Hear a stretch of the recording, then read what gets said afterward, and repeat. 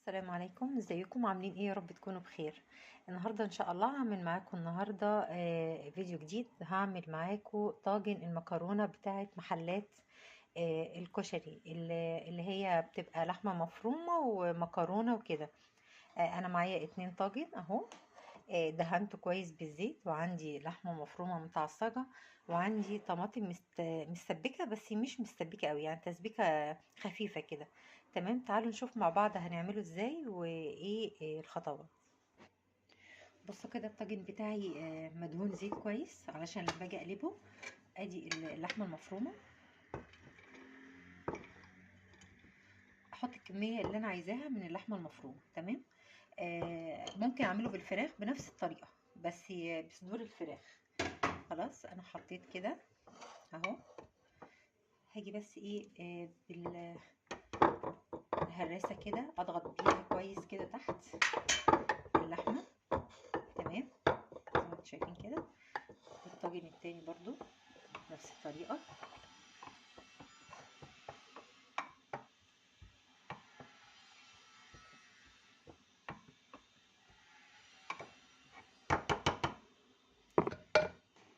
هعمل ايه؟ هحط المكرونه بعد كميه المكرونه اللي انا عايزاها.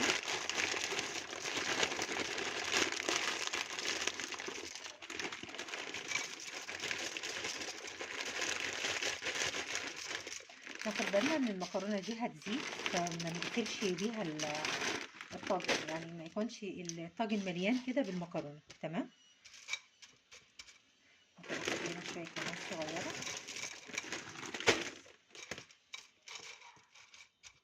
سايبه مسافه علشان المكرونه كده كده لما بتستوي بتعلى لفوق. هعمل ايه؟ احط بقى بعد كده صلصه. الصلصه دي صلصه عادي خالص، انا مش حاطه فيها اي حاجه غير فص ثوم بس كده، وهي بتغلي قمت حاطه فيها. كده كده اللحمه المفرومه فيها بصل وكده، فمش محتاجه احط فيها اي حاجه تاني الصلصه. تمام. انا حطيت صلصه كده كميه كويسه، هنا برضه كميه كده كويسه، متبقاش كتير قوي. هعمل ايه بقى؟ انا كده الطاجن اهي. تمام. هجيب بقى ميه مغليه وهحطها عليه. خلاص كده اهو. هجيب الميه المغليه واحطها كده.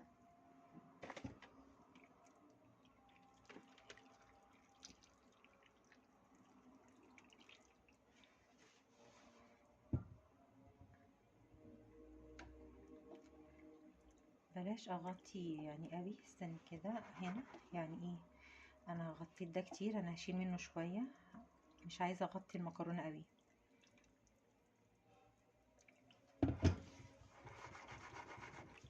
تمام، حلو ده كده. ده حاسه ان هو شربت كتير، بس لا خلاص لما قلبته كده تمام ماشي يعني. تمام. هغطيهم بقى بورق زبده الاول. شايفين شكله؟ ورق زبده الاول، وبعدين بورق فويل، واحطه في الفرن. انا مولعه الفرن مسبقا على اعلى درجه حراره عندي. تمام. وهتابع طبعا اظبط الحدق، يعني انا هدوق برضو لو حسيت ان هو محتاج ملح، اكيد هيبقى محتاج لان الصلصه يعني كانت مظبوط حدقها. اظبط الحدق عادي واقفله واحطه بقى في الفرن. اما يطلع من الفرن اوريهولكوا بقى يبقى شكله عامل ازاي. بصوا انا حاسه ان الطاجن هنا كده محتاج شويه ميه، فزودته بعد ما حطيت ملح. تمام. وده سنه كمان صغيره بس كده. بصوا انا كده حطيت ورق زبده. كمان هحط ورقه فويل كده اهو، اقفل فيها كويس طاجن زي ما انتم شايفين. تمام. التاني برضو هقفله كويس كويس كده. هم بقى في الفرن هما يطلعوا هوريهولكم بيبقى شكله عامل ازاي. ورجعت لكم تاني كده بعد ما خلصت الطاجن استوى زي ما انتم شايفين كده اهو.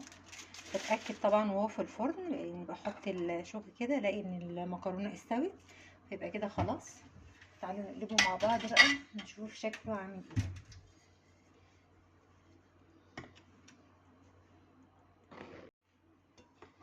نحط كده الطبق